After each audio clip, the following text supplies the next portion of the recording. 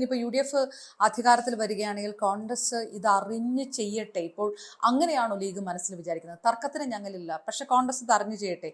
ഒന്നുകിൽ മുഖ്യമന്ത്രി സ്ഥാനം അല്ലെങ്കിൽ ഉപമുഖ്യമന്ത്രി സ്ഥാനം, അത് കോൺഗ്രസ് അറിഞ്ഞ് ചെയ്യണം, അങ്ങനെ ലീഗ് ആഗ്രഹിക്കുന്നു. അത് ആ ഒരു മര്യാദയാണോ?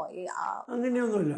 ഞങ്ങൾ UDF സംബന്ധിച്ചിടത്തോളം കാര്യങ്ങളൊക്കെ എല്ലാ ഘടകകക്ഷികളും, അത് ചെറുതാണെങ്കിലും വലുതാണെങ്കിലും ഒക്കെയുള്ള എല്ലാ ഘടകകക്ഷികളും പരസ്പരം ആലോചിച്ചിട്ടാണ് തീരുമാനമെടുക്കുക. ആ തീരുമാനമെടുക്കുമ്പോൾ മൊത്തത്തിലുള്ള എല്ലാ രാഷ്ട്രീയ പാർട്ടികളുടെയും നേതാക്കന്മാരുടെയും പൊതു അഭിപ്രായം എന്താണോ അതിനോടൊപ്പം ലീഗ് നിൽക്കും. ജനറൽ സാഹിബ് യോഗ്യനാണോ എന്ന് ചോദിച്ചാൽ യോഗ്യനാണ് എന്നതല്ലാതെ മറ്റൊരു മറുപടിയില്ല. യോഗ്യനാകലും അത് ആവശ്യപ്പെടുന്നതും തമ്മിൽ വലിയ വ്യത്യാസമുണ്ട്. അതായത് പന്ത് കോൺഗ്രസിന്റെ കോർട്ടിലാണെന്നാണോ ലീഗ് പറയാതെ? കോൺഗ്രസ് ഒറ്റയ്ക്കല്ലല്ലോ ഈ തീരുമാനം എടുക്കുക, ചർച്ച ചെയ്തിട്ടേ തീരുമാനം എടുക്കും. കോൺഗ്രസിൻ്റെ അഭിപ്രായം പറയും, മുസ്ലിം ലീഗിൻ്റെ അഭിപ്രായം പറയും, കേരള കോൺഗ്രസും RSPയും CMPയും ഒക്കെ അവരുടേതായ അഭിപ്രായങ്ങൾ പറയും. എല്ലാ അഭിപ്രായങ്ങളും ക്രോഡീകരിച്ച് ഒരു തീരുമാനത്തിലെത്തും.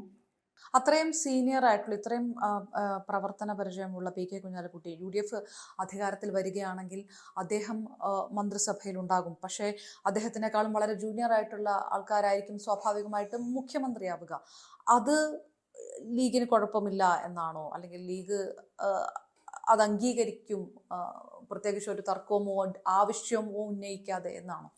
അല്ല, അതൊക്കെ അതാത് സമയത്തല്ലേ നമ്മൾ ചർച്ച ചെയ്യുക. നമ്മൾ ആര് മുഖ്യമന്ത്രിയാവുമെന്നൊക്കെ ഇപ്പോൾ കണക്കൂട്ടാൻ പറ്റും. കോൺഗ്രസ് നേതൃത്വം തീരുമാനിക്കും, അതിനനുസരിച്ചുള്ള ചർച്ചകൾ നടക്കും. അപ്പോൾ ലീഗിന് പറയാനുള്ളത് ലീഗ് പറയും. അത് എന്ത് പറയണം, എങ്ങനെ പറയണമെന്നൊക്കെ സംസാരങ്ങൾ നടക്കുമ്പോഴേ തീരുമാനിക്കാൻ പറ്റൂ.